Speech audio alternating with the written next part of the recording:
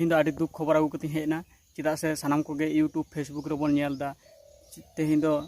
ᱚᱱᱟ ᱠᱷᱚᱵᱚᱨ ᱜᱮ ᱟᱹᱜᱩ ᱠᱟᱛᱮᱧ ᱦᱮᱡ ᱟᱠᱟᱱᱟ। ᱚᱱᱟ ᱠᱷᱚᱵᱚᱨ ᱫᱚ ᱪᱮᱫ ᱠᱟᱱᱟ ᱡᱟᱦᱟᱸ ᱫᱚ ᱵᱟᱞᱮᱥᱥᱚᱨ ᱨᱮ ᱡᱟᱦᱟᱸ ᱴᱨᱮᱱ ᱮᱠᱥᱤᱰᱮंट ᱟᱠᱟᱱᱟ ᱥᱮ ᱴᱨᱮᱱ ᱯᱟᱞᱴᱤ ᱟᱠᱟᱱᱟ ᱟᱹᱰᱤ ᱰᱮᱧᱡᱟᱨ ᱜᱮ ᱟᱹᱰि ᱠᱷᱟᱛᱟᱨᱱᱟᱠ ᱜᱮ ᱦᱮᱸ ᱥᱮ ᱟᱹᱰᱤ ᱵᱚᱛᱚᱨᱟᱱ ᱜᱮ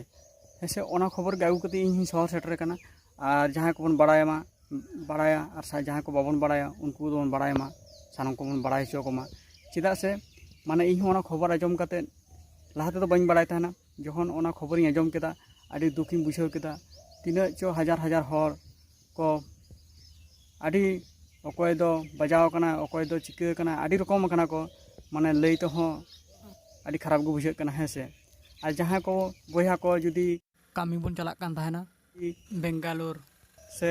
ᱪᱮᱱᱱᱟᱭ ᱠᱟᱹᱢᱤ ᱠᱚ ᱪᱟᱞᱟᱣ ᱟᱠᱟᱱᱟ ᱠᱟᱹᱢᱤ ᱩᱱᱠᱩ ᱫᱚ ᱱᱤᱥᱪᱚᱭ ᱠᱷᱚᱵᱚᱨ ᱵᱚᱱ ᱦᱟᱛᱟᱣ ᱢᱟ ᱯᱷᱳᱱ ᱛᱮ ᱟᱨ ᱠᱷᱚᱵᱚᱨ ᱡᱩᱫᱤ ᱵᱟᱵᱚᱱ ᱧᱟᱢᱟ ᱡᱮ उनको खबर जुदी बांग हिजुग कना से बाबन बाड़ाय दाड़ेग कना बालेश्वर हॉस्पिटल रो खबर बन हतावा से ओना पासापासी हॉस्पिटल को खबर बन हतावा आ चेदा से जुदी खबर बाबन हतावा उनको बांग को ठीक दाड़े आका करन हर कना को उन हर माने बांग को बुझाव दाड़े जे आकारन हर कना को हेसे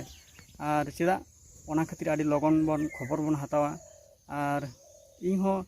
ओना खातिर दुख सलाह तिन बाड़ाय हचो केद पेया जे नोआ खबर आदो नोआ खबर आजम कते इन हो आडी कष्ट गिन बुझाव केआ चेदा से और नोआ को जुदी जहां बाको बड़ाय का उनको बन बड़ाय चोकमा और नितो दो जहां फेसबुक यूट्यूब बन घंटाय दानी आड़ी हर बन बड़ाय कदा नोआ खबर हें से और ओना बारे ते इन मने कदा जे जाते हर को सानाम को बड़ाय दाड़ेया मा।